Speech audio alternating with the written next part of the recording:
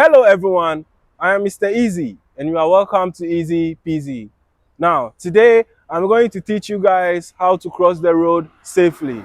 Now, to cross the road, you don't need to rush. You need to relax because this is the matter of life and death. So you need to take your time. Now, we are going to watch our left side to make sure the road is safe. And then we are going to watch our right side again to make sure we are safe. Now, the road is clear. I'm going to cross the road. To cross the road, you need to walk and don't need to run.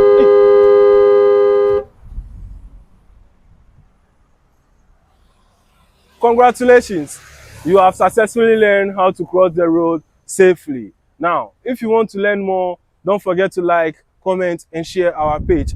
And don't forget to keep it easy peasy.